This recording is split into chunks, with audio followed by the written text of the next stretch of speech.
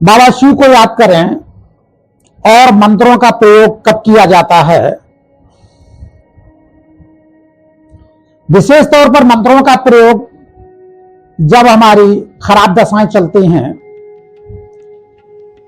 उन दशाओं को शांत करने के लिए मंत्रों का प्रयोग किया जाता है। दुष्प्रभाव को बचाने के लिए उन मंत्रों का प्रयोग किया जाता है। सीधी सी बात है, जब हम किसी से गलती करते हैं तो उससे माफी मांगना पड़ता है, दया मांगनी पड़ती है, भीख मांगनी पड़ती है, अपनी सुरक्षा मांगनी पड़ती है। तो ऐसी स्थिति पर दुखों को निवारण करने के लिए मंत्र शक्ति का प्रयोग किया जाता है। किसी भी तरह का दुख का निवारण हो, करना हो, मंत्रों का प्रयोग किया जाता है। ये जरूर ध्यान रखें, मंत्र सात्विक मंत्र भी होते हैं और तामसिक मंत्र भी होते हैं। तामसिक मंत्र दूसरों को दुख देने के लिए किया जाता है। ठीक है, शास्त्रोक्त है, तामसिक मंत्र दूसरों को दुख देने के लिए प्रयोग किया जाता, परंतु उसका प्रायश्चित तुम्हें खुद भी भोगना पड़ेगा। तामसिक मंत्रों का हमारी समझ में कभी प्रयोग नहीं करना चाहिए। लोग बगलामुखी माता जी का मंत्र या तमाम सारे काली जी के मंत्र लोग दूसरों के लिए करवाते हैं, जिससे उनका अनिष्ट होता है। वशीकरण करा देते हैं, उच्चाटन करा देते हैं।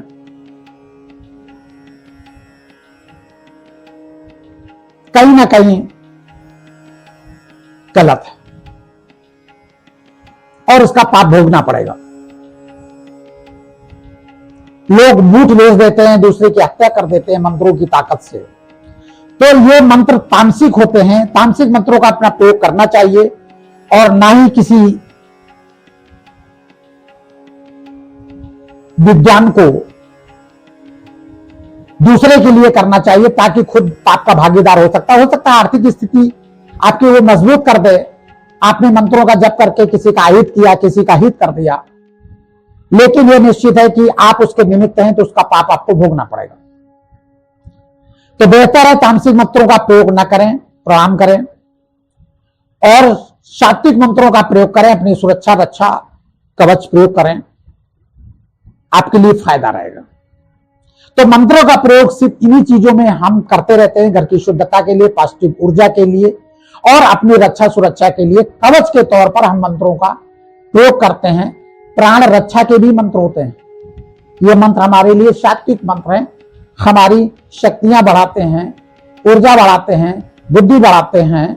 ध्यान रखें, जब किसी की ग्रह दशा खराब चल रही हो और उसको अच्छी बात समझ में नहीं आ रही हो, तब मंत्रों का भी जब कारगर होता है, उसको अच्छी बात समझ में आने लगती है। मंत्रों का प्रयोग यहां आप कर सकते हैं। हां, अगर जो लोग पढ़े लिखे नहीं हैं, मंत्रों को पढ़ना नहीं जानते, मंत्रों का उच्चारण करना नहीं जानते, तो अपने कष्टों का निवारण कैसे करेंगे। और आर्थिक स्थिति भी स्वस्थ नहीं है जो किसी ब्राह्मण से करवाया जा सके। ऐसे व्यक्ति अपनी बात को, अपने दुखों को, अपने कष्टों को भगवान के सामने अपनी भाषा में कहें। आपको उतना ही फायदा मिलेगा जितना मंत्र कराने में फायदा मिलता है। बशर्ते भाव अच्छे होना चाहिए।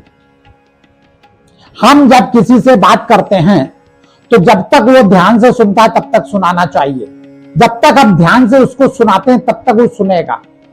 हम लोग क्या करते हैं कि सुंदरकांड शुरू किया, दिमाग मोबाइल पे है, दिमाग खुजली पर है, दिमाग बालों को सेट करने पर है, दिमाग इधर उधर देखने पर है, घर में कौन आ रहा जा रहा है उस पर ध्यान रहना है, घर में कौन सी बात हो रही है उसको सुनना है, और आप सुंदरकांड कर रहे हैं, कभी फायदा नहीं मिलेगा। एकाग्र मन से आप अपनी भाषा सुंदरकांड भले पढ़ना जानते हो तब तो पढ़ोगे, कुछ नहीं जानते हो, आप कुछ करा नहीं सकते हो। पैसे की स्थिति, आप सीधी सी बात अपनी बात भगवान से कहिए। जैसे आपका बच्चा बीमार हो और आप मंत्र शक्ति की आपके पास व्यवस्था ना हो, आपको सीधे भगवान के पास जाना, बाबा आपका बच्चा, हमारा लौकिक बच्चा बीमार है, ये बीमारी है, आप जैसा समझे बाबा ठीक करो। डॉक्टर को समझ भी नहीं आ रहा है, डॉक्टर की बुद्धि में आप अपनी ताकत दीजिए ताकि हमारे बच्चे का सही ढंग से इलाज हो।